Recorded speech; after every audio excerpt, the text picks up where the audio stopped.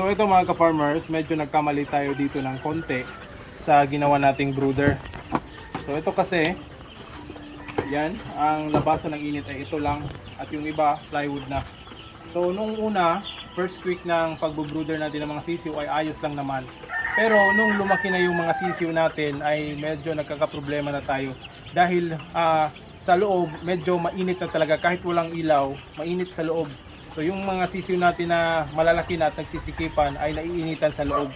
So ngayon, ang adjustment na gagawin natin ay madali lang naman. So tinanggal ko yung mga tornilyo dito at papalitan natin itong plywood ng ganito, screen.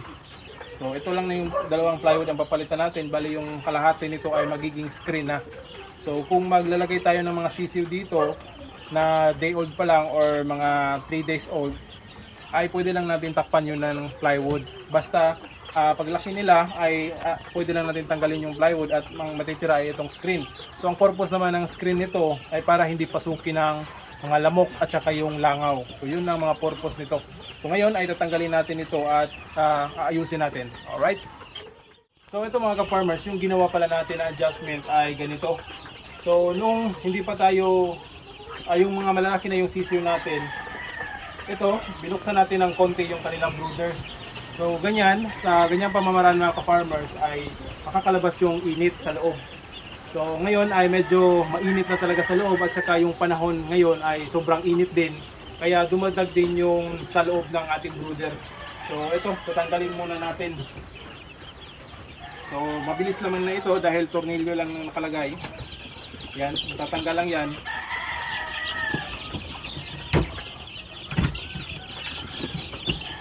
So, lalagyan muna natin ng replacement dito na temporary para hindi makalabas yung mga sisiw.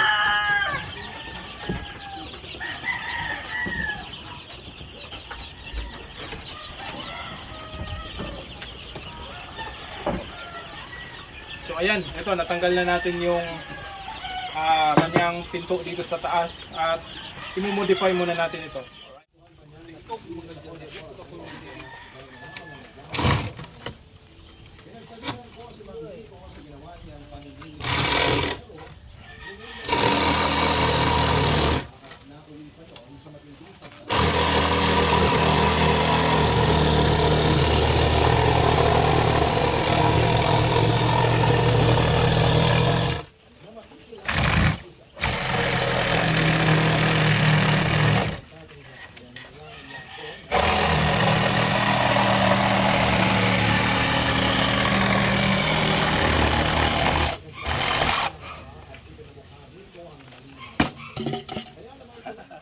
So ito mga ka-farmers, natapos na nating magawa yung screen dito sa dalawang panig ng buong mundo. So ito mga ka-farmers ay ilalapat na natin doon at titingnan natin kung magkakasya ba yung ginawa natin. So yan, makakahinga na yung mga sisiw natin. Alright? Alright!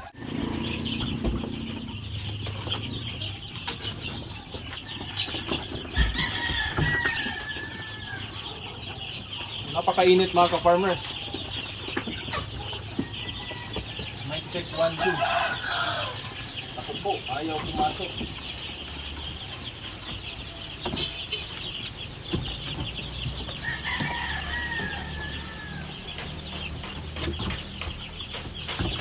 Murag ka na sa screen.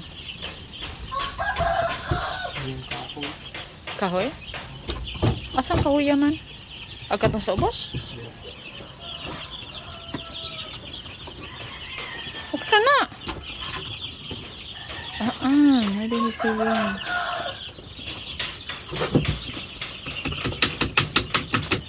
Bakit ito?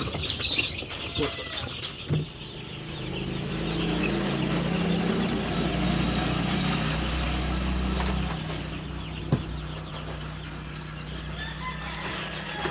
Wala palang bala.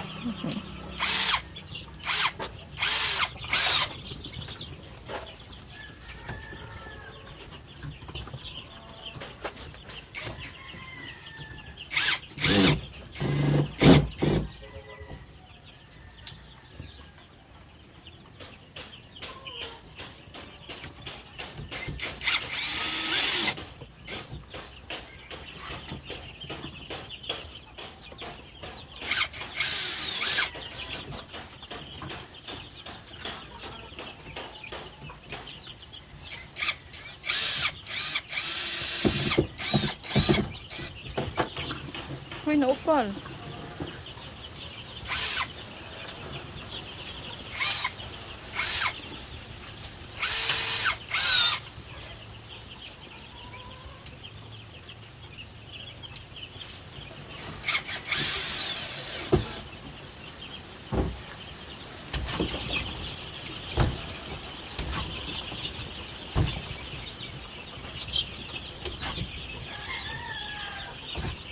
So ito na mga ka-farmers, tapos na nating maayos itong screen dito.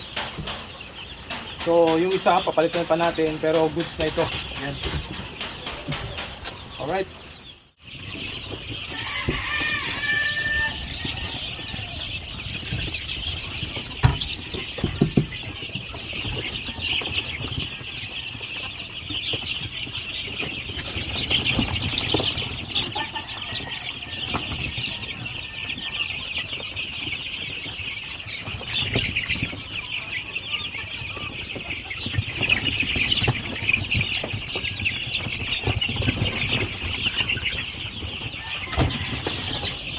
Madam, isa itong masulti.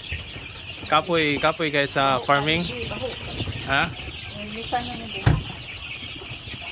Kumusta madam? Unsa yung masulti na masasabi mo? Ano na? Ha? Ato na ta. Ano?